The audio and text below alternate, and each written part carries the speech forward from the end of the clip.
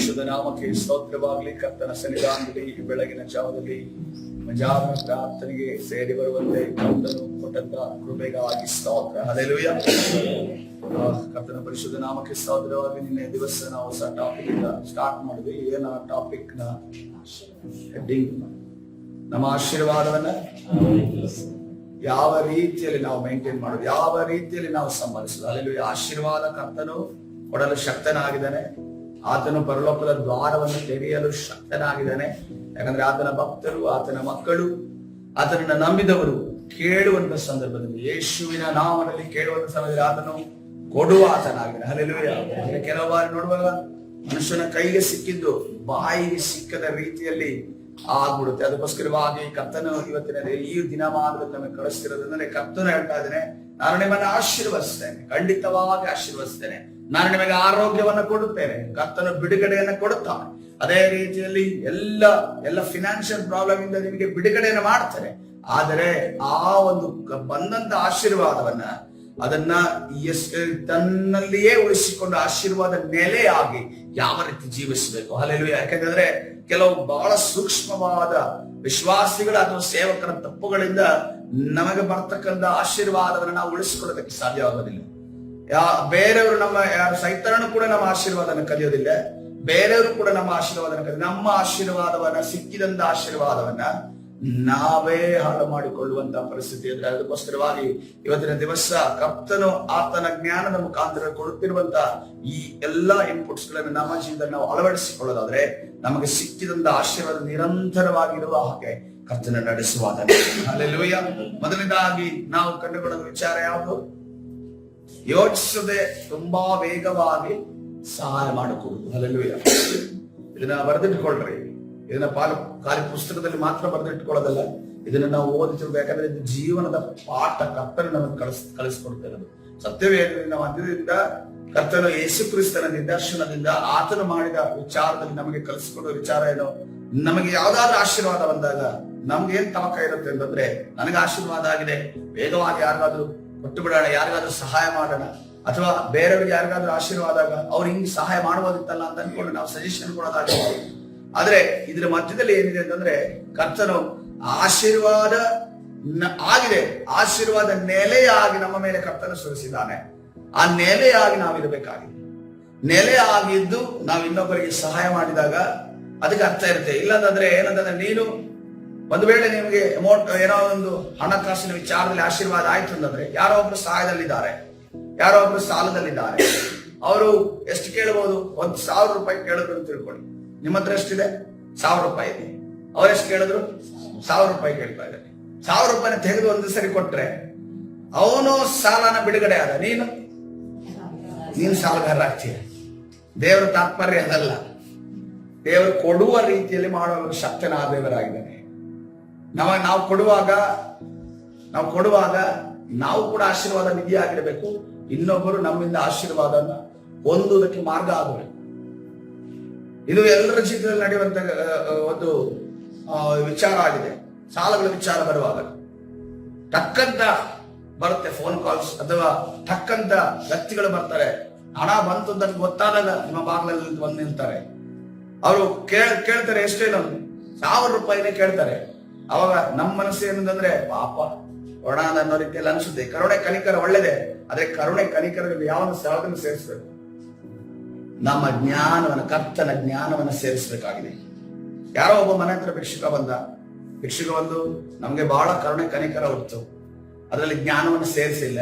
ಏನ್ ಮಾಡಿದ್ವಿ? ಮನೆ ಹತ್ರನೇ ಕುತ್ಕೊಂಡು ಕೂರಿಸ್ಬಿಟ್ಟು ಅವನಿಗೆ ಊಟ ಎಲ್ಲ ಹಾಕ್ಸಿದ್ವಿ, ಅವನಿಗೆ ಏನೆಲ್ಲ ಉಪಚಾರ ಮಾಡಿದ್ವಿ. ಒಂದು ವ್ಯಕ್ತಿಗೆ ಉಪಚಾರ ಮಾಡೋದಕ್ಕಿಂತ ಎಕ್ಸ್ಟ್ರಾ ಉಪಚಾರ ಮಾಡಿದ್ವಿ. ಅವನು ಏನೇ ಆಶ್ರಯ ಮಾಡೋದ ಗೊತ್ತಾ? ಇಲ್ಲಿ ಜನ ಆವಾಗ ಬರ್ತಾ ಇರ್ತಾರೆ, ಇವರು ನನಗೆ ಚೆನ್ನಾಗಿ ಊಟ ಕೊಡ್ತಾರೆ, ನಾನು ದಿನಾಲ್ ಬಂದು ಕೂತ್ರೆ ನನಗೆ ಊಟ ಸಿಗುತ್ತೆ. ನಮ್ಮ ಮನೆ ಮುಂದೆ ಈ ಒಂದು ರೆಸಿಡೆನ್ಷಿಯಲ್ ಇರುವಂತ ಸ್ಥಳದಲ್ಲಿ ಮನೆ ಮುಂದೆ ಬಂದು ಭಿಕ್ಷಿಕ ಕೂತ್ರೆ ಪಕ್ಕದ ಮನೆಯವರು ಅಥವಾ ಹಿಂದೆ ಮುಂದೆ ಇರುವವರು ಅವಕಾಶ ಕೊಡ್ತಾರೆ. ಹಂಗಂತ ಹೇಳಿ ಹಾಗಾದ್ರೆ ನಾವು ಯಾವ ರೀತಿ ಇದನ್ನ ಮ್ಯಾನೇಜ್ ಮಾಡಬೇಕು, ಕೊಟ್ಟು ಈ ಜಾಗದಿಂದ ಕಳಿಸ್ಬಿಡಬೇಕು ಅನ್ನೋದೇ ನಮ್ಮ ಜ್ಞಾನ.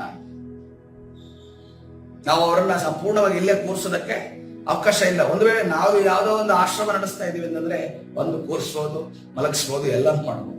ಆದರೆ ಬೇರೆದಕ್ಕೆ ಅವಕಾಶ ಇಲ್ಲದಿರೋದ್ರಿಂದ, ನಮಗೆ ನಾವೇ ಕುತ್ತನ್ನು ತಂದುಕೊಳ್ಳೋದ್ರಿಂದ, ನೆರೆಯವರು ನಮ್ಮ ಮೇಲೇನೆ ವಿರೋಧವಾಗಿ ನಿಲ್ಲುವಂತ ಅವಕಾಶ, ಆ ಸಾಧ್ಯತೆ ಇರೋದ್ರಿಂದ ನಾವೇನ್ ಮಾಡ್ಬೇಕಾಗಿದೆ? ಜ್ಞಾನವಾಗಿ ಸಹಾಯ ಮಾಡ್ಬೇಕು. ಎರಡನೇದಾಗಿ ನೋಡುವಾಗ, ನಮಗೀಗ ಆಶೀರ್ವಾದ ಆಗಿದೆ, ಅದ್ಭುತನೋ ಅಥವಾ ಆಶೀರ್ವಾದನೋ ಅಥವಾ ಬಿಡುಗಡೆಯೋ ನಮಗೆ ಸಿಕ್ಕಿದೆ. ಆ ಬಿಡುಗಡೆಯ ಬಗ್ಗೆ ನಾವು ಯಾವ ರೀತಿ ಮಾತಾಡಬೇಕು? ಬಿಡುಗಡೆಯ ಬಗ್ಗೆ ಯಾವ ರೀತಿ ಮಾತಾಡಬೇಕು? ಫಾರ್ ಎಕ್ಸಾಂಪಲ್, 2ನೇ ಅರಸುಗಳ ಪುಸ್ತಕ, ಈತನ ಜೀವಿತದಲ್ಲೂ ಕೂಡ ಒಂದು ಆಶೀರ್ವಾದ ಆಗಿದೆ, ಈತನ ರಾಜ್ಯದಲ್ಲಿ ಆಶೀರ್ವಾದ ಆಗಿದೆ. ಇವನು ಯಾವ ರೀತಿಯಲ್ಲಿ ತನ್ನ ಆಶೀರ್ವಾದವನ್ನ ಮ್ಯಾನೇಜ್ ಮಾಡ್ತಾನೆ ನೋಡಿಕೊಂಡ್ರೆ, 2ನೇ ಅರಸುಗಳ ಪುಸ್ತಕ 20ನೇ ಅಧ್ಯಾಯ 12ನೇ ವಚನ ನೋಡುವಾಗ, 20ನೇ ಅಧ್ಯಾಯ 12ನೇ ವಚನ, 2ನೇ ಅರಸುಗಳ ಪುಸ್ತಕ 20ನೇ ಅಧ್ಯಾಯ 12ನೇ ವಚನ. ಇಲ್ಲಿ ಹಿಜ್ಕೀಯನ ಕಾಲದಲ್ಲಿ ಕರ್ತರು ವಿಶೇಷವಾಗಿ ಆ ಇಸ್ರೇಲ್ ದೇಶವನ್ನು ಆಶೀರ್ವಾದ ಮಾಡ್ತಾರೆ, ಯುದ್ಧದಿಂದ ಜಯವನ್ನು ಕೊಡ್ತಾರೆ, ಅಶ್ಶೂರ್ಯ ಸೈನ್ಯವನ್ನ ಕರ್ತರು ಸೋಲಿಸ್ತಾರೆ. ಎಲ್ಲಾ ಬಿಡುಗಡೆ ಯಾಕಂದ್ರೆ ಹೇಗಿದೆ ಅಂತಂದ್ರೆ, ರಾಜ ಮತ್ತು ಪ್ರವಾದಿಯ ಕಾಂಬಿನೇಷನ್ ಮಾಡಿದ್ರೆ ನಮಗೆ ಪ್ರವಾದಿಗಳಲ್ಲಿ ಒಬ್ಬ ಒಳ್ಳೆ ಪ್ರವಾದಿಯಾಗಿರುವಂತಹ, ದೇವರಿಂದ ನಡೆಸಲ್ಪಟ್ಟಂತ ಯೆಶಾಯನಿರುವಂತ ಕಾಲ. ಅದೇ ರೀತಿ ಒಳ್ಳೆ ರಾಜನಾದ, ರಾಜರುಗಳಲ್ಲಿ ಒಳ್ಳೆ ರಾಜನಾದ, ನೀತಿವಂತ ರಾಜನಾದ ಒಬ್ಬ ರಾಜನಾದ ಹಿಜ್ಕೀಯನ ಕಾಲ. ಇದಕ್ಕಿಂತ ದೊಡ್ಡದಾದ ಏನೋ ಸುಭಿಕ್ಷೆ ಕಾಲ ಅಂತ ಅನ್ಕೊಂಡು ಯಾವುದೂ ಇಲ್ಲ. ಅದೇ ರೀತಿಯಲ್ಲಿ ಯಾಜಕರು ಅಷ್ಟೇ ಆ ಸಮಯದಲ್ಲಿ ಯಾವುದೇ ರೀತಿಯಲ್ಲಿ ಅಕ್ರಮವನ್ನ ಮಾಡುತ್ತಿದ್ದಂತ ಯಾಜಕರು ಅಷ್ಟೊಂದು ಇರಲಿಲ್ಲ. ಎಲ್ಲವೂ ಕೂಡ ಯಾಕಂತಂದ್ರೆ ಹಿಜ್ಕೀಯನು ಏನ್ ಮಾಡಿದ್ದ ಮತ್ತು ಯೆಶಾಯ ಮತ್ತು ಇವರ ಕಾಂಬಿನೇಷನ್ ಯಾವ ರೀತಿ ಇತ್ತು ಅಂತಂದ್ರೆ, ಕಳೆದು ಹೋದಂತ ಆ ಒಂದು ಇಸ್ರೇಲ್ನ ದೇವ ವೈಭವವನ್ನ ಮತ್ತೆ ತಿರುಗಿ ಆ ಇಸ್ರೇಲ್ ದೇಶದಲ್ಲಿ ತರೋದಕ್ಕೆ ಅವರು ಪ್ರಯತ್ನ ಪಟ್ಟಿದ್ದರ ನಿಮಿತ್ತವಾಗಿ ಎಲ್ಲವೂ ಕೂಡ ದೈವರ ಚಿತ್ತ ಪ್ರಕಾರವಾಗಿ ದೇಶದಲ್ಲಿ ನಡೀತು. ಆದ್ರೆ ಇಸ್ರೇಲಿನ ಒಂದು ಆ ದೇಶಕ್ಕೆ ಕೆಲವು ಹೊರಗಡೆ ದೇಶದವರು ಬರ್ತಾರೆ. ಅದೇ ಕಾಲದಲ್ಲಿ ಬಲಾದಾನನ ಮಗನು, ಬಾಬೇಲಿನ ಅರಸನು ಆದ ಬೆರೋದಕ ಬಲದಾನನೆಂಬ ಹಿಜ್ಕೀಯನು ಅಸ್ವಸ್ಥನಾಗಿದ್ದಾನೆಂದು ಕೇಳಿ ದೂತರ ಮುಖಾಂತರವಾಗಿ ಅವನಿಗೆ ಪತ್ರವನ್ನು, ಬಹುಮಾನವನ್ನು ಕಳಿಸಿದನು. ಹೊರಗಡೆ ದೇಶದವರು ಎಲ್ಲಿ ಬರ್ತಾ ಇದ್ದಾರೆ? ಇಸ್ರೇಲ್ ದೇಶಕ್ಕೆ ಹೊರಗಡೆ ದೇಶದ ರಾಜನು ಬರ್ತಾ ಇದ್ದಾನೆ. ಏನಕ್ಕೆ? ಇವನು ಅಸ್ವಸ್ಥನಾಗಿದೆ, ಇವನನ್ನು ಕುಶಲೋಪಾರಿಯನ್ನ, ಕುಶಲ ಸಮಾಚಾರವನ್ನ ಕೇಳಿಕೊಂಡು ಹೋಗೋಣ, ಹೇಗಿದ್ದಾರೆ ಅನ್ಕೊಂಡು ಬಹುಮಾನವನ್ನು, ಅದೇ ರೀತಿಯಲ್ಲಿ ಪತ್ರವನ್ನು ತೆಗೆದುಕೊಂಡು ಬರ್ತಾನೆ. ಈ ಪತ್ರವನ್ನು ತೆಗೆದುಕೊಂಡು ಬಂದವ ಇವನು ಯಾವುದೇ ಕಾರಣಕ್ಕೂ ನಿಮ್ಮ ಇಸ್ರೇಲ್ ಒಳಗಡೆ ಏನಿದೆ ಅಂತ ಅನ್ಕೊಂಡು ಅದನ್ನು ನನಗೆ ತಿಳಿಸ್ಕೊಡು ಅಂತ ಅನ್ಕೊಂಡು ಕೇಳಿಲ್ಲ. ಆದ್ರೆ ಇವನಿಗೆ ಏನ್ ಎಕ್ಸೈಟ್ ಆಯ್ತು ಅಂತಂದ್ರೆ, ತನ್ನ ಆಶೀರ್ವಾದವನ್ನ ನೋಡ್ರಿ, ಹಿಜ್ಕೀಯನು ಬಂದಂತ ದೂತರ ಮಾತನ್ನು ಕೇಳಿ ಅವರಿಗೆ ಬೆಳ್ಳಿ, ಬಂಗಾರ, ಸುಗಂಧ ದ್ರವ್ಯ, ಪರಿಮಳ ತೈಲ ಮೊದಲಾದ ಪದಾರ್ಥಗಳಿರುವ ಮನೆಯನ್ನು, ಆಯುಧ ಶಾಲೆಯನ್ನು, ತನ್ನ ಭಂಡಾರದಲ್ಲಿ ಇದ್ದುದೆಲ್ಲವನ್ನು ತೋರಿಸಿದನು. ಅವನ ಅರಮನೆಯಲ್ಲಿಯೂ ರಾಜ್ಯದಲ್ಲಿಯೂ ಅವರಿಗೆ ತೋರಿಸದಿದ್ದ ವಸ್ತು ಒಂದೂ ಇಲ್ಲ. ಅಂದ್ರೆ ಒಂದು ವಸ್ತು ಕೂಡ ಬಿಡದೆ ಯಾರು ತೋರಿಸ್ತಾ ಇದ್ದಾನೆ? ಆ ಒಂದು ಶತ್ರು ದೇಶದ ವ್ಯಕ್ತಿಗೆ, ರಾಜನಿಗೆ ಹಿಜ್ಕೀಯನ ತೋರಿಸ್ತಾ ಇದ್ದಾನೆ. ನಿಮ್ಮ ಮನೆಗೆ ಒಂದು ವೇಳೆ ಕಳ್ಳ ಬಂದು ಕೂತ್ಕೊಂಡು, ಕಳ್ಳ ಅಂತ ಗೊತ್ತಿಲ್ಲ, ಯಾವ ಅಪರಿಚಿತ ವ್ಯಕ್ತಿ ಮೊದಲನೇ ಬಾರಿ ನೋಡ್ತಾ ಇದ್ದಾರೆ, ಮೊದಲನೇ ಬಾರಿ ನೋಡಿದಂತ ವ್ಯಕ್ತಿಯನ್ನ ಕರೆಸಿ ನೀವು ಟೀ ಕೊಡ್ತೀರಾ, ಏನಾದ್ರು ತಿಂಡಿ ಕೊಡ್ತೀರಾ, ಚೆನ್ನಾಗಿ ಮಾತಾಡ್ತೀರಾ, ಎಲ್ಲ ಆಯ್ತು. ಈಗ ಏನಾಗ್ತಿದೆ ಅಂತಂದ್ರೆ, ನೀವು ಹೊಸದಾಗಿ ಒಂದು ವೇಳೆ ಯಾವ್ದಾದ್ರು ವಸ್ತುಗಳನ್ನ ತಂದಿದ್ರೆ ಆ ವ್ಯಕ್ತಿಯನ್ನ ಕರೆದುಕೊಂಡು ಬಂದು, ನೋಡಪ್ಪ ಇದು ಈ ರೀತಿ ಇದೆ, ಇಲ್ಲಿ ಇದೆ, ಮತ್ತೆ ಇಲ್ಲಿ ನಾವೆಲ್ಲ ನಮ್ಮ ಅಮೂಲ್ಯವಾದ ವಸ್ತುಗಳನ್ನ ಇಟ್ಟಿದ್ದೇವೆ, ನೀರಲ್ಲಿ ಯಾವ್ದು ಕೀ ಇದೆಯಲ್ಲ, ಆ ಕೀ ನನ್ನ ತಲೆದಿಂಬಿನ ಕೆಳಗಡೆ ಇರುತ್ತೆ, ಅದು ಯಾವಾಗಲೂ ಕೂಡ ನನ್ನ ತಲೆದಿಂಬಿನ ಕೆಳಗಡೆ ಇರುತ್ತೆ. ಯಾವಾಗ ನಾನು ಇಷ್ಟು ರಾತ್ರಿ ಯಾವಾಗಲೂ ಕೂಡ ಬೀಗ ಹಾಕಿ ನಾನು ಅಲ್ಲಿ ಇಡ್ತೀನಿ, ಉಳಿದ ಸಮಯದಲ್ಲೂ ಅದ್ರ ಮೇಲೇನೆ ಇರುತ್ತೆ. ಅನ್ಕೊಂಡು ಹೇಳ್ತೀರಾ? ಆದ್ರೆ ಹಿಜ್ಕೀಯನು ಏನ್ ಹೇಳ್ತಾ ಇದ್ದಾನೆ? ಎಲ್ಲವನ್ನ ಹೇಳ್ತಾ ಇದ್ದಾನೆ. ಈ ರೀತಿ ಆಯುಧಗಳಿದಾವೆ, ಈ ರೀತಿ ಯುದ್ಧ ಮಾಡಿದಾಗ ನಾವು ಈ ರೀತಿ ಆಯುಧಗಳನ್ನು ಉಪಯೋಗಿಸ್ತೇವೆ, ಈ ಆಯುಧಗಳ ಮುಖಾಂತರವಾಗಿ ನಾವು ಜಯ ಕಂಡಿದ್ದೇವೆ, ಇಂಥ ಸೀಕ್ರೆಟ್ಸ್ ಗಳು ನಮ್ಮ ಕಂಟ್ರಿಯಲ್ಲಿದೆ ಅನ್ನೋದನ್ನ ಯಾರಿಗೆ ಬಂದು ತನ್ನನ್ನ ನೋಡಿಕೊಂಡು ಹೋಗುವುದಕ್ಕೆ ಬಂದಂತ ಹಿಜ್ಕೀಯನ ಒಂದು ಸಮಾಚಾರವನ್ನು ಕೇಳಿಗೆ ಹೋದಂತ ಬಾಬೆಲ್ ದೇಶದ ಶತ್ರು ದೇಶದ ವ್ಯಕ್ತಿಗೆ, ಶತ್ರು ದೇಶದ ರಾಜನಿಗೆ ತೋರಿಸ್ತಾ ಇದೆ.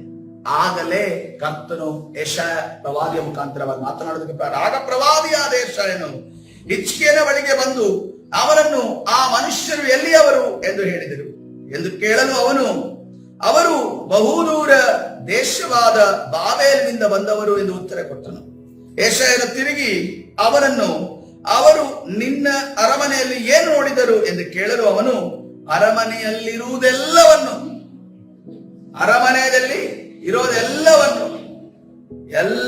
ಕೂಡ ನೋಡಿದರು. ನನ್ನ ಭಂಡಾರದಲ್ಲಿ ಏನಂತೆ ಇನ್ನೂ ಎಕ್ಸ್ಪ್ಲೇನ್ ಮಾಡಿ ಅಂದ್ರೆ ಏನಂತಂದ್ರೆ ಕೆಲವು ಸರಿ ನಾವೇ ಹೋಗಿ ಎಕ್ಸ್ಪ್ಲೇನ್ ಮಾಡೋದಷ್ಟು ಹಾಕೋದುಂಟು. ಪೊಲೀಸ್ ಕೆಲಸ ಕೇಳೋದಿಲ್ಲ ಕ್ವಶನ್ಗಳನ್ನ, ನಾವೇ ದೊಡ್ಡ ಎಕ್ಸ್ಪ್ಲನೇಷನ್ ಕೊಡೋದಕ್ಕೆ ನಿಲ್ತೀವಿ ನೋಡಿ. ಅಲ್ಲೇ ನೀನು ಅದನ್ನೇ ಎಕ್ಸ್ಪ್ಲನೇಷನ್ ಕೊಡ್ತಾ ಇದ್ದೀನಿ. ಅಲ್ಲಿ ಯೆಶಾಯ ಏನ್ ಕೇಳ್ದ, ಯೆಶಾಯ ತಿರುಗಿ ಅವನನ್ನ, ಅವರು ನಿನ್ನ ಅರಮನೆಯಲ್ಲಿ ಏನ್ ನೋಡಿದ್ರು?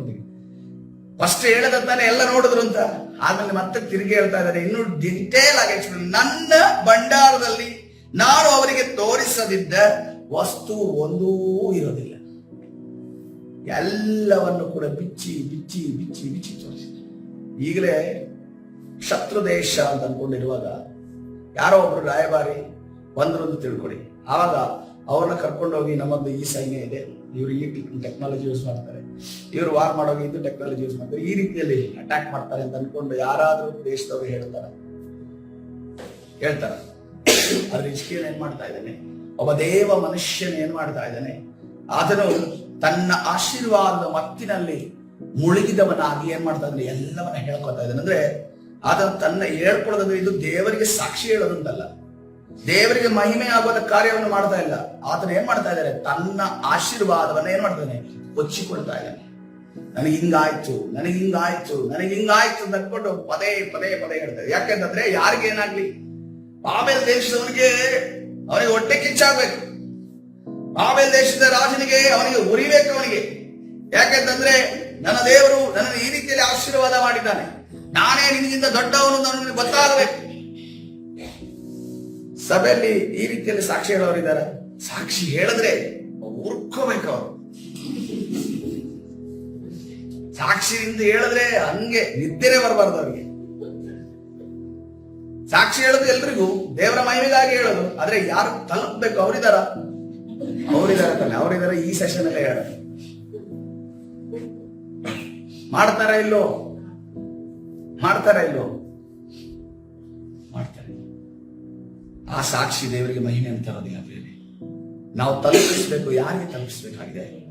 ದೇವರಿಗೆ ತಲುಪಿಸಿ. ನಿನ್ನ ಸಾಕ್ಷಿಯನ್ನ ದೇವರು ನೋಡ್ಬೇಕಾಗಿದೆ. ಅಲ್ಲಿ ಅದಕ್ಕೋಸ್ಕರವಾಗಿ ಹಾಗಾದ್ರೆ ಸಾಕ್ಷಿ ಅಂತ ಅನ್ಕೊಂಡು ಹೇಳಿದ್ರೆ ಬೇರೆ ಕಡೆ ಹೇಳ್ಬೋದು. ಯಾಕೆ ಆಲಯದಲ್ಲಿ ಯಾಕೆ ಹೇಳ್ತಾರೆ ಅಂತಂದ್ರೆ, ನಿಮ್ಮ ಸಾಕ್ಷಿಯಿಂದ ಇನ್ನೊಂದು ಅದ್ಭುತವನ್ನು ಅವರು ಹೊಂದೋದಕ್ಕೆ ಇನ್ಸ್ಪೈರ್ ಆಗಲಿ. ನಿಮ್ಮ ಸಾಕ್ಷಿಯಿಂದ ಹುಡ್ಕೋಬೇಕು ಅಂತಲ್ಲ, ನಿಮ್ಮ ಸಾಕ್ಷಿಯಿಂದ ಅವರಿಗೆ ಬೇಸರ ಆಗಬೇಕು ಅಂತಲ್ಲ, ನಿಮ್ಮ ಸಾಕ್ಷಿಯಿಂದ ಬೇರೆ ಏನು ಸಂದೇಶ ಹೋಗಬೇಕು ಅಂತಿಲ್ಲ. ನಿಮ್ಮ ಸಾಕ್ಷಿಯ ಮುಖಾಂತರವಾಗಿ ದೇವರಿಂದ ಅವರು ಕೂಡ ಪ್ರಾರ್ಥನೆಯಿಂದ ಉತ್ತರವನ್ನು ಪಡೆದುಕೊಳ್ಳಬೇಕು ಅನ್ನೋದನ್ನ ಉತ್ಸಾಹಪಡಿಸುವಂತ ಸಾಕ್ಷಿ ನಿಮ್ಮ ಸಾಕ್ಷಿಯಾಗಿರ್ಬೇಕು. Hallelujah, hallelujah. ದೇವರನ್ನ ಮಹಿಮೆ ಪಡಿಸುವಂತ ಸಾಕ್ಷಿ ನಮ್ಮದಾಗಿರ್ಬೇಕು. ಹಲ್ಲೆಲೂಯಾ. ಯಾಕಂದ್ರೆ ನೋಡ್ರಿ, ಈ ಸ್ಥಳ ಅನ್ನೋದು ಇದೆಯಲ್ಲ, ನಮ್ಗೆ ಬಹಳ ಮೊಸೈಕ್ ಆಗಿರೋ ಸ್ಥಳ, ಇದಿಟ್ಟಿರೋ ಸ್ಥಳ ಅನ್ಕೊಂಡು ಕಾಣುತ್ತೆ. ನಾವು ದೇವರ ಆಲಯದಲ್ಲಿ ನಿಂತು ನಾವು ಸಾಕ್ಷಿ ಹೇಳುವಾಗ ಬಹಳ ಎಚ್ಚರದಿಂದ, ಭಯ ಉಳ್ಳವರಾಗಿ ನಾವು ಎದ್ದು ನಿಂತು ಹೇಳ್ಬೇಕು. ಯಾಕಂದ್ರೆ ಎಷ್ಟು ಜನ ಕೆಲವರ ಸಾಕ್ಷಿಗಳು ಅವರ ಜೀವವನ್ನ, ಪ್ರಾಣವನ್ನ ತೆಗೆದುಬಿಟ್ಟಿದೆ.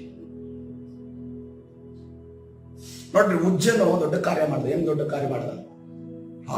ಮನುಷ್ಯ ಕೆಳಗಡೆ ಬೀಳಂಗಾಯಿತು, ಹಿಡ್ಕೊಂಡು ಬ್ಯಾಲೆನ್ಸ್ ಮಾಡ್ದ. ಅವನ ದೃಷ್ಟಿಯಲ್ಲಿ ಏನಂತಂದ್ರೆ, ನಾನು ಒಳ್ಳೆ ತಾನೆ ಮಾಡಿದ್ದು, ನಾನು ಪ್ರಸನ್ನತೆ, ದೇವರ ಪ್ರಸನ್ನತೆ, ದೇವರಿಗೆ ಅವಹೇಳನ ಆಗಬಾರ್ದು ಅನ್ಕೊಂಡು ಅದನ್ನ ಸರಿಪಡಿಸ್ತೀನಿ. ದೇವರ ತಾತ್ಪರ್ಯ ಏನಂದ್ರೆ, ಉಜ್ಜನ್ನು ಮುಟ್ಟದೆ ಹೋದ್ರೆ ಅದು ಬ್ಯಾಲೆನ್ಸ್ ಆಗ್ತಾ ಇರ್ಲಿಲ್ವಾ? ಎಲ್ಲಾ ಭೂಲೋಕದ ವಿಚಾರಗಳನ್ನ ನಿಯಂತ್ರಣದಲ್ಲಿ ಇಟ್ಟಿರುವಂತ ದೇವರು ನಮ್ಮ ತಲೆಯಲ್ಲಿರುವಂತ ಕೂದಲು ಕೆಳಗಡೆ ಬೀಳೋದಕ್ಕೂ ಅಪ್ಪಡೆ ಇರಬೇಕು ಅಂತ ನೀವು ಹೇಳುವ ದೇವರು, ಕರ್ತನು ಎಲ್ಲವನ್ನ ಕಾಯುವಾತನಾಗಿದ್ದಾನೆ. ಹಲ್ಲೆಲೂಯಾ. ಆದ್ರೆ ಏನ್ ನಡೀತಲ್ಲಿ, ಅಲ್ಲೊಂದು ಕಾರ್ಯ ಆ ಒಂದು ಕಾರ್ಯ ಏನು ಸಂತೋಷವಾದ ಸಮಯದಲ್ಲಿ ಆ ಒಂದು ದೇವರ ಆಜ್ಞಾ ಪ್ರಕಾರವಾಗಿ ನಡೆಯದೆ ನಿಮಿತ್ತವಾಗಿ ಏನಾಯ್ತು, ಅಲ್ಲಿ ಒಂದು ಏನೋ ಶೋಕಾಚರಣೆ ಆಗ್ಬಿಡ್ತು. ದಾವೀದನಿಗೆ ಹೆಂಗಾಯ್ತು ಅಂತಂದ್ರೆ, ಎಂತ ಒಂದು ಕಾರ್ಯ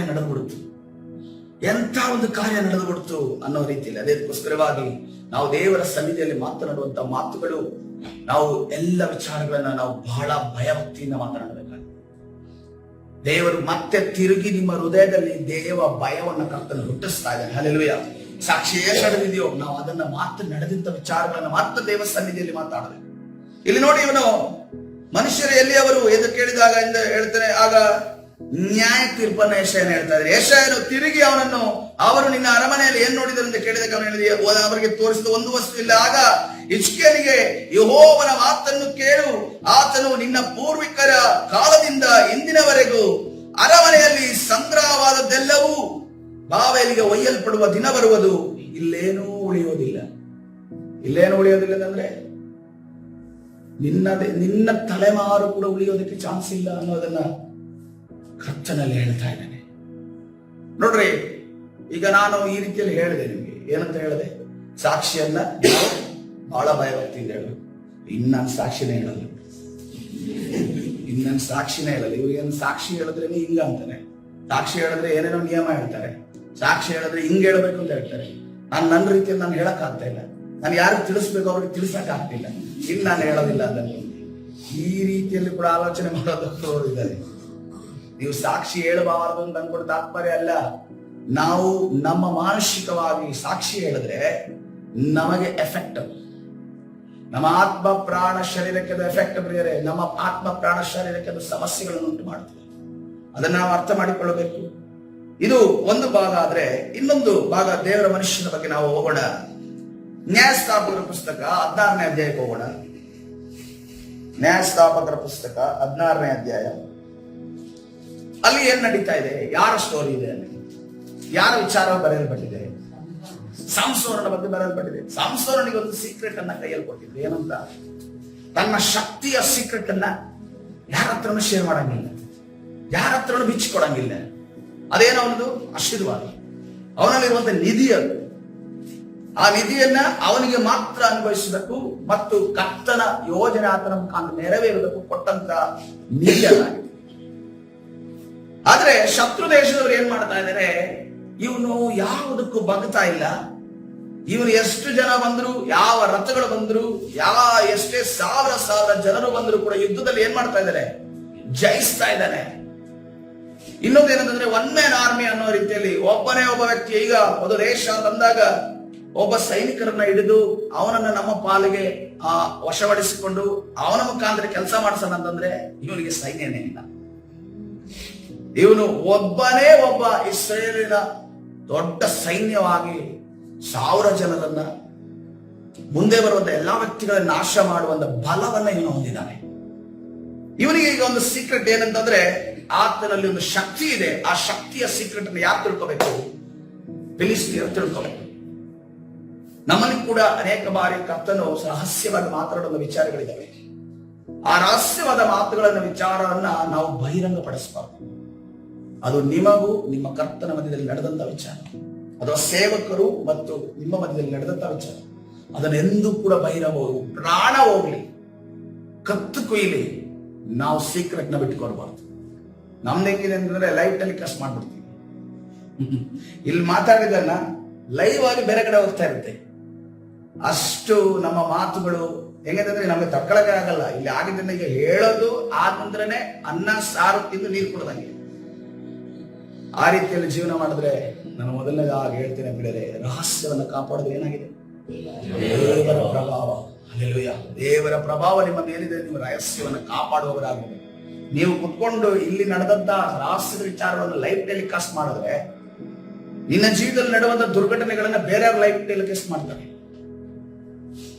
ಬೇರೆಯವ್ರ ಲೈವ್ ಟೆಲಿಕಾಸ್ಟ್ ಮಾಡ್ತಾರೆ. ನೋಡ್ರಿ, ಇವನು ಏನಂತಂದ್ರೆ ತನ್ನ ಶಕ್ತಿಯ ವಿಚಾರವಾಗಿ ಹೇಳಂಗಿಲ್ಲ ಅನ್ನೋದು. ಆದ್ರೆ ಸೈತಾನ ಯಾವ ರೀತಿಯಲ್ಲಿ ಇವನ ಶಕ್ತಿಯ ಸೀಕ್ರೆಟ್ ಅನ್ನ ಪಡೆದುಕೊಳ್ಳೋದಕ್ಕೆ ನೋಡೋದಂತಂದ್ರೆ, ಇವನು ಯಾರ ಒಂದು ಬಳಿಗೆ ಹೋದ, ವ್ಯಭಿಚಾರಣೆ ಸ್ತ್ರೀಯ ಬಳಿಗೆ ಹೋಗ್ತಾರೆ. ಅಲ್ಲಿ ಡೆಲಿಲರು ಏನ್ ಮಾಡ್ತಾಳೆ, ಸಂಸೋರನಿಗೆ 6ನೇ ವಚನಕ್ಕೆ ಬನ್ರಿ, ನಿನಗೆ ಇಂಥ ಮಹಾಶಕ್ತಿ ಹೇಗೆ ಬಂದಿತ್ತು, ನಿನ್ನನ್ನು ಕಟ್ಟಿ ಕುಂದಿಸುವುದು ಹೇಗೆ ಎಂಬುದನ್ನು ದಯವಿಟ್ಟು ನನಗೆ ತಿಳಿಸು ಅನ್ನಲು ದೇವರು ನಿನ್ನನ್ನು ಮೇಲೆತ್ತುವಾಗ ಅನ್ನಲು ಎಂದನ್ಕೊಂಡು ಕೇಳುವಾಗ ಅದನ್ನು ಮೊದಲೇ ಹೇಳ್ತಾ ಇದ್ದಾನೆ, ಕರುಳಿನ 7 ಹಸಿ ತಂತಿಗಳಿಂದ ನನ್ನನ್ನು ಕಟ್ಟಿದರೆ ನನ್ನ ಶಕ್ತಿ ಎಲ್ಲ ಹೋಗುತ್ತೆ. ಮೊದಲನೇದಾಗಿದೆ, ಕರುಳಿನ 7 ಹಸಿ ತಂತಿಗಳಿಂದ ನನ್ನನ್ನು ಕಟ್ಟಿದರೆ. ಏನಾದ್ರೆ ಈ ಕೆಲಸದಲ್ಲಿ ಫ್ಲೂಕ್ ಅಲ್ಲಿ ಬಿಡ್ತಾರೆ ನೋಡಿ, ಹಿಂಗೆ ಕಣ ಅನ್ನೋ ರೀತಿಯಲ್ಲಿ, ಆ ರೀತಿಯಲ್ಲಿ ಹೇಳ್ತಾನೆ. ಅವಳು ನಂಬಿಬಿಟ್ಲು, ಅವಳು ಅದ ಕಾರ್ಯವನ್ನ ಮಾಡಿದರೆ ವರ್ಕೌಟ್ ಆಗ್ತಿಲ್ಲ.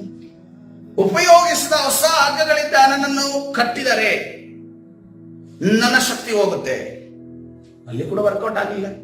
ಮೂರನೇದಾಗಿ ನೋಡುವಾಗ ತನ್ನ ತಲೆಗೂದಿನ 7 ಜಡೆಗಳನ್ನು ಮಗ್ಗದಲ್ಲಿ ನೇಯ್ದರೆ ಸಾಕು ಎಂದು ಹೇಳಿದನು.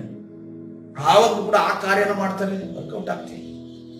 ಇವಳು ಕೊನೆಗೆ ಏನ್ ಮಾಡೋದು ಅಂತಂದ್ರೆ, ಇವಳಿಗೆ ಇದು ಏನಾದ್ರೂ ಸೀಕ್ರೆಟ್ ಪಡ್ಕೊಳ್ಳೇಬೇಕು. 3 ಸರಿ ಮೋಸ ಆಗಿದೆ ನನಗೆ, 3 ಸರಿ ನೀನ್ ಈ ರೀತಿಯಲ್ಲಿ ವಿಷಯಗಳನ್ನ ಹೇಳ್ತಾ ಇದೆಯಾ.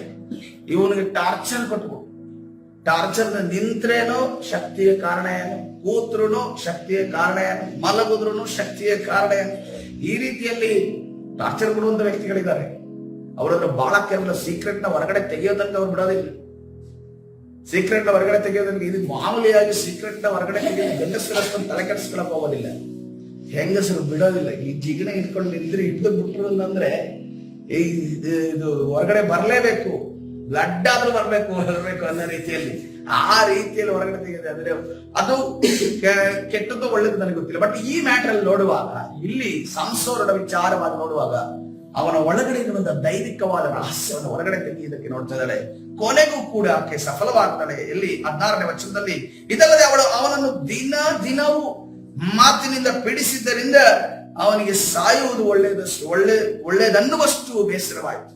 ಎಷ್ಟು ಮಟ್ಟಿಗೆ ಅಂದ್ರೆ, ನೀವುಳ ಹತ್ರ ಮಾತಾಡೋದಕ್ಕಿಂತ ನನ್ನ ಸಾಯದೆ ಒಳ್ಳೇದು ಅನ್ನೋ ರೀತಿಯಲ್ಲಿ ಟಾರ್ಚರ್. ಹಾಗಾದ್ರೆ ಯೋಚನೆ ಮಾಡ್ರಿ, ಗಂಟೆಗೆ ಅವಳು 24 ಗಂಟೆಗೆ ಎಷ್ಟು ಬಾರಿ ಅದನ್ನ ಕೇಳಿದಾಳೆ, ಎಷ್ಟು ಟಾರ್ಚರ್ ಕೊಟ್ಟಿದ್ದಾಳೆ ಅನ್ನೋದನ್ನ. ಮತ್ತು ಅವನು ಏನ್ ಹೇಳ್ತಾ ಇದ್ದಾನೆ, ಈಗ ಕೊನೆಗೆ ಸೋತ ಹೋಗ್ಬಿಡ್ತಾನೆ. ತನ್ನ ರಹಸ್ಯವನ್ನ ಆಕೆ ಮುಂದೆ ಬಿಚ್ಚಿಡ್ತಾನೆ. ಕ್ಷೌರ ಕತ್ತಿಯು ನನ್ನ ತಲೆಯ ಮೇಲೆ ಬಂದದ್ದಿಲ್ಲ, ನಾನು ಮಾತೃ ಗರ್ಭ ಬಿಟ್ಟಂದಿನಿಂದಲೇ ದೇವರಿಗೆ ಪ್ರತಿಷ್ಠಿತನಾದವನು ನನ್ನ ತಲೆಯನ್ನು ಕ್ಷೌರ ಮಾಡುವುದಾದರೆ ನನ್ನ ಶಕ್ತಿಯು ಹೋಗುವುದು ಮತ್ತು ನಾನು ಬಲಹೀನನಾಗಿ ಬೇರೆ ಮನುಷ್ಯನಂತಾಗುವೆನು ಎಂದು ತನ್ನ ಗುಟ್ಟನ್ನೆಲ್ಲ ಆಕೆಯ ಮುಂದೆ ಬಿಚ್ಚಿ ಹೇಳಿದನು. ನಿನಗೆ ಆಗುವ ಎಲ್ಲಾ ಆ ಒಂದು ವಿಚಾರವನ್ನ ಇಲ್ಲಿ ಬಿಚ್ಚಿ ಹೇಳೋದನ್ನ ನಾವು ನೋಡ್ತೇವೆ. ಹಲ್ಲೆಲೂಯಾ. ಕರ್ತನ ಪರಿಶುದ್ಧ ನಾಮಕ್ಕೆ ಸ್ತೋತ್ರವಾಗಲಿ. ಇಲ್ಲಿ ಈ ಸೀಕ್ರೆಟ್ ನ ಸಂಪೂರ್ಣ ಜೀವ ಹೋದ್ರೂ ಕೂಡ ಹೇಳಂಗಿರ್ಲಿಲ್ಲ, ಜೀವ ಹೋದ್ರೂ ಕೂಡ ಹೇಳಂಗಿರ್ಲಿಲ್ಲ. ಆದ್ರೆ ತನ್ನ ಆಶೀರ್ವಾದದ ವಿಚಾರವಾಗಿ ಆಕೆ ಒತ್ತಾಯದಿಂದ ಕೇಳಿದ್ರು. ನನಗೆ ಕೆಲವು ಬಾರಿ ನಾವಾಗಿಯೇ ನಮ್ಮ ಆಶೀರ್ವಾದ ವಿಚಾರವಾಗಿ ಮಾತಾಡೋದಿಲ್ಲ, ಹೆಚ್ಚಾಗಿ ವಿಪರೀತವಾಗಿ ನಾವು ಮಾತಾಡೋದಿಲ್ಲ. ಬೇರೆಯವರ ಪ್ರೇರೇಪಣೆಯಿಂದ ನಾವು ಮಾತಾಡೋದಕ್ಕೆ ಪ್ರಾರಂಭಿಸ್ತೇವೆ. ಬೇರೆಯವರ ಒಂದು ಪುಷ್ ಇಂದ ಅಥವಾ ಒತ್ತಾಯದಿಂದ ನಾವು ಮಾತಾಡಕ್ಕೆ ಸ್ಟಾರ್ಟ್ ಮಾಡ್ತೇವೆ. ಅದಕ್ಕೋಸ್ಕರವಾಗಿ ಕರ್ತನೆ ಹೇಳ್ತಾ ಇದೆ, ನಿನ್ನ ಆಶೀರ್ವಾದ ವಿಚಾರವಾಗಿ ನೀನು ವಿಪರೀತವಾಗಿ ಮಾತನಾಡೋಕೆ ಹೋಗ್ಬೇಡ. ಆಶೀರ್ವಾದ ಆಗಿದೆಯಾ? ದೇವರಿಗೆ ಸ್ತೋತ್ರ, ಹಲ್ಲೆಲೂಯಾ, ದೇವರಿಗೆ ಸ್ತೋತ್ರ. ಅದನ್ನ ಜನಗಳ ಮುಂದೆ ನಾವು ಮತ್ತೆ ಮತ್ತೆ ತಿರುಗಿ ನಾವು ಕೊಚ್ಚಿ ಹೇಳೋದ್ರಿಂದ ಏನಾಗುತ್ತೆ? ನಾವು ನಮ್ಮನ್ನೇ ನಾವು ಹೊಗಳ್ಕೊಂಡಂಗಾಗುತ್ತೆ, ನಾವು ನಮ್ಮನ್ನೇ ನಾವು ಕೊಚ್ಚಿಕೊಂಡಂಗಾಗುತ್ತೆ. ನಾಳೆ ಅದರಿಂದ ಯಾವ ಆತ್ಮಿಕ ಉನ್ನತಿ ಆಗೋದಿಲ್ಲ. ಅದರಿಂದ ಏನಾಗುತ್ತೆ? ನಮ್ಮಲ್ಲಿ ಅಹಂಕಾರ ಬರುತ್ತೆ, ಗರ್ವ ಬಂದು ಏನಾಗುತ್ತೆ? ಮತ್ತೆ ನಮ್ಮ ಮಾತುಗಳನ್ನ ಕಂಟ್ರೋಲ್ ಮಾಡೋದಕ್ಕೆ ನಮ್ದೇ ಆಗುತ್ತೆ. ಅದಕ್ಕೆ ಈ ರೀತಿಯಲ್ಲಿ ನೋಡ್ರಿ, ದೇವರನ್ನ ನಾವು ಮೇಲೆತ್ತುವಾಗ ನಾವೇನಿರ್ಬೇಕಂದ್ರೆ ಸುಮ್ಮನೆ ಇರ್ಬೇಕು. ಸಭೆಯಲ್ಲಿ ಸಾಕ್ಷಿ ಹೇಳಿ ದೇವರನ್ನ ಮಹಿಮೆಪಡಿಸಿ ನಾವು ಸುಮ್ಮನೆ ಇರ್ಬೇಕು. ಇನ್ನೊಬ್ಬರಿಗೆ ಗೊತ್ತಾಗ್ಲಿ, ಇನ್ನೊಬ್ಬರಿಗೆ ತಿಳಿಲಿ, ಅವ್ರು ಹೊಟ್ಟೆ ಕಿಚ್ಚಿಬಳ್ಳಿ, ಅವ್ರು ಉಳ್ಕೊಳ್ಳಿ, ಅವ್ರಿಗೆ ಹಂಗಾಗ್ಲಿ ಅನ್ನೋ ರೀತಿಯಲ್ಲಿ ಈಗ ನಾನು ಏನಾಗಿದ್ದರಿಂದ ಅವ್ರು ನೋಡ್ಲಿ ಅನ್ಕೊಂಡು ನಾವು ಫ್ಲೆಕ್ಸ್ ಹಾಕೊಂಡು ಪೋಸ್ಟರ್ ಹಾಕೊಂಡು ಮಾಡಿದ್ರೆ ಅದು ನಮಗೆ ಸಮಸ್ಯೆಯನ್ನು ತರುತ್ತೆ. ಇನ್ನು ಮುಂದೆ ನೋಡೋದಾದ್ರೆ, ನಿನಗೆಲ್ಲ ವಿಚಾರಗಳನ್ನ ನೀನು ಅದನ್ನ ಗಂಟಾಘೋಷವಾಗಿ ಘೋಷಿಸಿಕೊಂಡು ಟಾಮ್ ಮಾಡ್ಕೊಂಡು ಇರಬೇಡ. ಟಾಮ್ ಕೊಡುವಂತ ಅವಶ್ಯಕತೆ ಇಲ್ಲ. ಅದೇ ರೀತಿಯಲ್ಲಿ ಕೆಲಸದಲ್ಲಿ ಒಂದು ವೇಳೆ ನಮ್ಗೆ ಯಾವ್ದಾದ್ರು ಬಡ್ತಿ ಆದ್ರೆ, ನಮ್ಗೆ ಒಳ್ಳೇದಾದ್ರೆ ನಾವೇನ್ ಮಾಡ್ಬೇಕು? ಸುಮ್ಮನೆ ಇರ್ಬೇಕು. ದೇವರಿಗೆ ಮಹಿಮೆ ಆಯ್ತಾ? ದೇವರಿಗೆ ಸ್ತೋತ್ರ. ಎಲ್ಲರೂ ಕೆಲವು ಸರಿ ನೋಡ್ರಿ, ಎಲ್ಲರೂ ನಿಮ್ಮ ವಿಚಾರದಲ್ಲಿ ಸಂತೋಷದಿಂದ ಇರೋದಿಲ್ಲ. ನಿಮ್ಮ ಆಶೀರ್ವಾದವನ್ನ ಯಥಾರ್ಥವಾಗಿ ನಿಮ್ಗೆ ಆಶೀರ್ವಾದ ಆಗ್ಲಿ ಅಂತ ಅನ್ಕೊಂಡು ಬಯಸೋರಿರೋದಿಲ್ಲ. ಅವಾಗ ಅವ್ರ ಮುಂದೆ ನೀವು ಕುಣ್ಕೊಂಡು ಹೇಳಿ ಏನಾಗುತ್ತೆ? ಅವ್ರಿಗೆ ಸಿಟ್ಟು ಹೇಳ್ತಾ ಇರುತ್ತೆ, ಮತ್ತೆ ಅವ್ರಿಗೆ ಇನ್ನೂ ಕೂಡ ಅವ್ರಿಗೆ ನಿಮ್ಮ ಮೇಲೆ ದ್ವೇಷ ಬರುತ್ತೆ. ಏನಂತಂದ್ರೆ ಇದೊಂದು ಆತ್ಮಿಕ ಯುದ್ಧ ಆಗ್ಬಿಡುತ್ತೆ.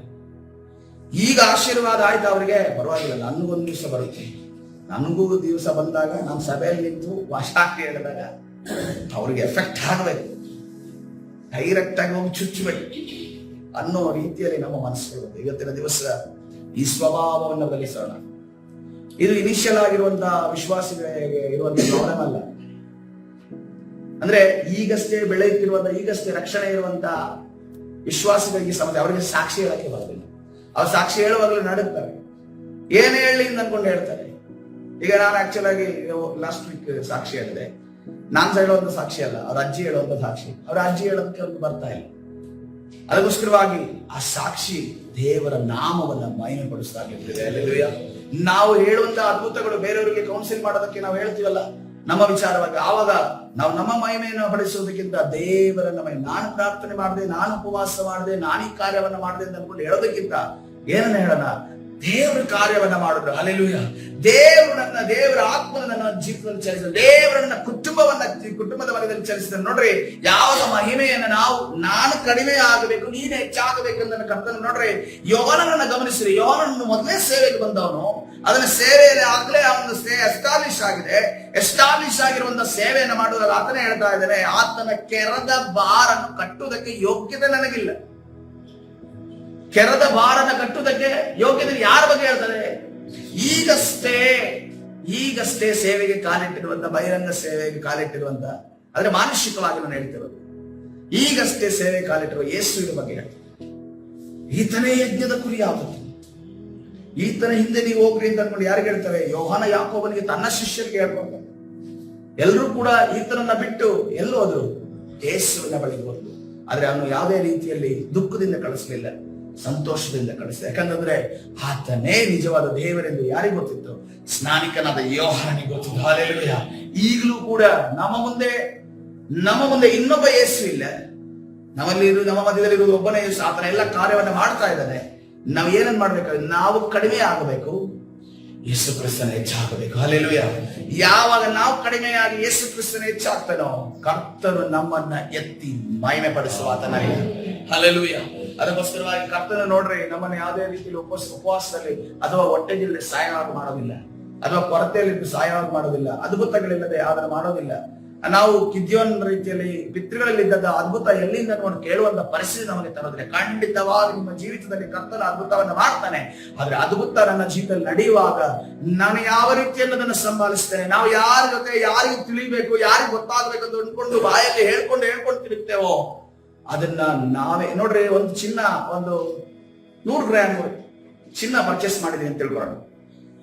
ಯಾರಿಗೂ ಗೊತ್ತಿಲ್ಲ, ಗಂಡ ಹೆಂಡತಿಗೆ ಮಾತ್ರ ಗೊತ್ತಿದೆ ಅಂತ ಅನ್ಕೊಂಡು ತನ್ನ ಬೀರಲ್ಲಿ ಇಟ್ಟಿದ್ದಾರೆ. ಬೀರಲ್ಲಿ ಇಟ್ಬಿಟ್ಟು ನೆಕ್ಸ್ಟ್ ಡೇ ಇದೇನೆ ಒಂದು ಪೇಪರಲ್ಲಿ ಅಡ್ವರ್ಟೈಸ್ಮೆಂಟ್, ನಾವು 100 ಗ್ರಾಮ್ ಚಿನ್ನ ತೆಗೆದುಕೊಂಡಿದ್ದೇವೆ, ಗಂಡನಾದ ನಾನು ಹೆಂಡತಿಗೆ ಶುಭಾಶಯಗಳನ್ನು ಹೇಳಿ ಅಂತ ಅನ್ಕೊಂಡು ಹೆಂಡತಿದ್ದು ಚಿನ್ನ ಎಲ್ಲ ಹಾಕಿ ಫೋಟೋ ತೆಗೆದಿಟ್ಟರೆ ನೆಕ್ಸ್ಟ್ ಡೇ ಯಾರು ಬರ್ತಾರೆ? ಕಳ್ಳ ಬರ್ತಾನೆ. ಅದಕ್ಕೋಸ್ಕರ ಕಳ್ಳನಿಗೆ ಅವಕಾಶ ಕೊಡೋದು ಬೇಡ. ಯಾಕಂದ್ರೆ ಎಷ್ಟೋ ಜನ ಸೋಷಿಯಲ್ ಮೀಡಿಯಾದಲ್ಲಿ ನಾವೆಲ್ಲ ಸುತ್ತಾಡಕ್ ಹೋಗಿದೀವಿ, ನಾವು ಗೋವಾದಲ್ಲಿದ್ದೀವಿ ಅಂತ ಅನ್ಕೊಂಡು ಹೇಳಿ ಅವ್ರ ಮನೆ ಬಿಟ್ಟು ಹೋಗಿರುವಂತ ತಿಳಿದಂತ ಕಳ್ಳ ಏನ್ ಮಾಡಿದ್ದಾನೆ, ಮನೆ ಬೀಗ ಹೊಡೆದು ಅವ್ರು ಇಲ್ಲದೆ ಇರುವಾಗ ಎಲ್ಲ ಆಸ್ತಿ ಎಲ್ಲ ಬಂಗಾರ ಅದು ಇದು ತೆಗೆದು ಹೋಗಿದ್ದಾನೆ. ಆದ್ಮೇಲೆ ಸೋಷಿಯಲ್ ಮೀಡಿಯಾದಲ್ಲಿ ಹಾಕೋದನ್ನ ನಿಲ್ಸಿದ್ರು. ಪೊಲೀಸರು ಹೇಳಿದ್ರು, ನೀವು ಈ ರೀತಿಯ ಮೆಸೇಜ್ಗಳನ್ನ ಹಾಕ್ಬಿಡ್ರಿ, ನೀವು ಈ ರೀತಿಯ ಮೆಸೇಜ್ಗಳನ್ನ ಹಾಕಿದ್ರೆ ನೀವು ಕಳ್ಳನಿಗೆ ಇನ್ವಿಟೇಷನ್ ಕೊಟ್ಟಂಗೆ ಅಂತ. ಬಾರಪ್ಪ, ನಾವು ಮನೆಯಲ್ಲಿಲ್ಲ, ನಾವೆಲ್ಲ ಸುತ್ತಾಡಕ್ ಹೋಗಿದೀವಿ, ನಮ್ಮ ಮನೆ ಬೀಗ ಹಾಕಿದೀವಿ, ಅದನ್ನ ಹೊಡೆದು ಬಿಟ್ಟು ನೀನ್ ತಗೊಂಡು ಹೋಗೋದು ಅನ್ಕೊಂಡು ಇನ್ವಿಟೇಷನ್ ಕೊಟ್ಟಾಗ. ಅದೇ ರೀತಿಯಲ್ಲಿ ನಮ್ಮ ಆತ್ಮಿಕ ಆಶೀರ್ವಾದವನ್ನು ಅಷ್ಟೇನೆ ನಾವು ಹೆಚ್ಚಾಗಿ ಪ್ರಮೋಟ್ ಮಾಡಿದ್ರೆ ಅದು ನಮ್ಮ ಆಶೀರ್ವಾದವನ್ನು ಕಲಿಯೋದಕ್ಕೆ ಸೈತಾನಿಗೆ ಮಾರ್ಗವಾಗುತ್ತದೆ. ಇವತ್ತಿನ ದಿವಸ ಈ ಆತ್ಮಿಕ ಪಾಠವನ್ನು ತಿಳಿದವರಾಗಿ ನಾವು ಪ್ರಬುದ್ಧರಾಗಿ ನಡೆಯುವವರಣ. ಈ ಸಮಯದಲ್ಲಿ ಬಾಯಿ ತೆರೆದು ಕರ್ತನ ಸನ್ನಿಧಾನ, ಒಂದು ವೇಳೆ ಈ ರೀತಿಯ ವಿಚಾರ ನಮ್ಮಲ್ಲಿ ಇರುವುದಾದ್ರೆ ಕರ್ತನಿಂದ ನನ್ನ ಕ್ಷಮಿಸು ಎಂದು ಕೇಳಿಕೊಳ್ಳೋಣ. ಕರ್ತನೆ, ಇವತ್ತಿನ ದಿವಸ ಇದು ಮಾರ್ಪಾಟನ್ನು ತರುವುದಕ್ಕಾಗಿ ಸ್ತೋತ್ರ, ಬಿಡುಗಡೆಯನ್ನು ಕೊಡುವುದಕ್ಕಾಗಿ ಸ್ತೋತ್ರ. ಹೌದು ಸ್ವಾಮಿ, ನಾವು ಸೈತಾನನಿಗೆ ಅವಕಾಶ ಕೊಡದ ಹಾಗೆ, ಕಳ್ಳನಿಗೆ ಕರ್ತನೆ ಅವಕಾಶ ಕೊಡದ ಹಾಗೆ, ಕಳ್ಳನು ಕದ್ದುಕೊಳ್ಳುವುದಕ್ಕೂ ಕೊಯ್ಯುವುದಕ್ಕೂ ಹಾಳು ಮಾಡುವುದಕ್ಕೂ ಬರ್ತಾನೆ ಹೊರತು ಕರ್ತನೆ ರಾಜ ಆದರೆ ಯಾವ ಬೇರೆ ಕೆಲಸವನ್ನ ಮಾಡುವುದಕ್ಕೆ ನೀನು ಕರ್ತನೆ ಜೀವವನ್ನು ಕೊಡುವುದಕ್ಕೂ ಸಮೃದ್ಧಿಯಾಗಿ ಕೊಡುವುದಕ್ಕೆ ಬರುವಾದನಾಗಿದೆ. ಅದಕ್ಕಾಗಿ ನಿನಗೆ ಸ್ತೋತ್ರ. ಪ್ರಾರ್ಥನೆ ಮಾಡಿಕೊಳ್ಳೋಣ. ಪರಿಶುದ್ಧನ ದೇವರೇ, ನಿನ್ನ ನಾಮಕ್ಕೆ ಸ್ತೋತ್ರ. ಸರ್ವಶಕ್ತನೇ, ನಿನ್ನ ನಾಮಕ್ಕೆ ಸ್ತೋತ್ರ. ನಮ್ಮ ಪ್ರಾರ್ಥನೆ ಕೇಳುವ ದೇವರೇ, ನಿನ್ನ ನಾಮಕ್ಕೆ ಸ್ತೋತ್ರ. ಇವತ್ತಿನ ದಿವಸ ಕರ್ತನೆ ನಮ್ಮನ್ನು ನಿನ್ನ ಆಶೀರ್ವಾದ ಮಾಡಿದೀಯ ಕರ್ತನೆ, ನಮ್ಮನ್ನ ಮೇಲಕ್ಕಿದ್ದೀಯ. ಆದ್ರೆ ಸ್ವಾಮಿ ಅದನ್ನ ಕರ್ತನೆ ಇನ್ನೊಬ್ಬರ ಬಳಿ ಹೇಳುತ್ತಾ ಕರ್ತನೆ ನಮ್ಮನ್ನ ನಾವು ಉಬ್ಬಿಸಿಕೊಳ್ಳುವುದಕ್ಕೋಸ್ಕರವಲ್ಲ ಕರ್ತನೆ ರಾಜ ನಿನ್ನನ್ನ ಮಹಿಮೆ ಪಡಿಸುತ್ತ ಜೀವಿಸುವುದಕ್ಕೋಸ್ಕರ ನಮ್ಮನ್ನ ಆಶೀರ್ವದಿಸಿದೆಯ ಕರ್ತನೆ ರಾಜ. ನಾವು ಸ್ವಾಮಿ ನಮ್ಮ ಆಶೀರ್ವಾದದಿಂದ ನಮ್ಮ ಸಾಕ್ಷಿಯಿಂದ ಯಾರಿಗೂ ನೋವಾಗದೆ ಕರ್ತನೆ ನಮ್ಮ ಸಾಕ್ಷಿ ನಮ್ಮ ಆಶೀರ್ವಾದದಿಂದ ಇನ್ನೊಬ್ಬರು ಕೂಡ ಆಶೀರ್ವಾದ ನಿಧಿಯಾಗಿ ಮಾರ್ಪಡಬೇಕೆಂದು ಅವರನ್ನ ಆ ಒಂದು ಸಾಕ್ಷಿ ಆ ಒಂದು ಆಶೀರ್ವಾದ ಆ ದಾರಿಯಲ್ಲಿ ನಡೆಸುವುದಾಗಲಿ ಸ್ವಾಮಿ. ಹಲ್ಲೆಲೂಯಾ ಕರ್ತನೆ. ನಾವು ಕಡಿಮೆ ಆಗಬೇಕು, ನೀನು ಹೆಚ್ಚಾಗಬೇಕು ಸ್ವಾಮಿ ಕರ್ತನೆ. ಅದಕ್ಕೋಸ್ಕರವಾಗಿ ಆ ರೀತಿಯಲ್ಲಿ ಜೀವಿಸುವ ನಿನ್ನ ಕಾರ್ಯ ಮಾಡು. ವಿರೋಧವಾಗಿ ಕಾರ್ಯ ಮಾಡುವಂತ ಎಲ್ಲಾ ಸೈತಾನ ಅಂಧಕಾರ ಶಕ್ತಿಗಳ ಬಲಗಳ ದುರಾತ್ಮನ ಕಾರ್ಯಗಳನ್ನ ನಜರೇತಿನ ಯೇಸುವಿನ ನಾಮದಲ್ಲಿ ವಂದಿಸಿ ಮುರಿದಾಗ್ತಾ ಇದೆ. ಬಿಡುಗಡೆ ಉಂಟು ಮಾಡಿದೀನಿ ತಾನು ನಡೆಸು. ಕರ್ತನಾದ ಯೇಸು ಸ್ವಾಮಿ ಹೆಸರಲ್ಲಿ ಪ್ರಾರ್ಥಿಸುವಲ್ಲಿ ಕೊಡ್ತೇನೆ ಜೀವವುಳ್ಳ ತಂದೆ. ಆಮೆನ್.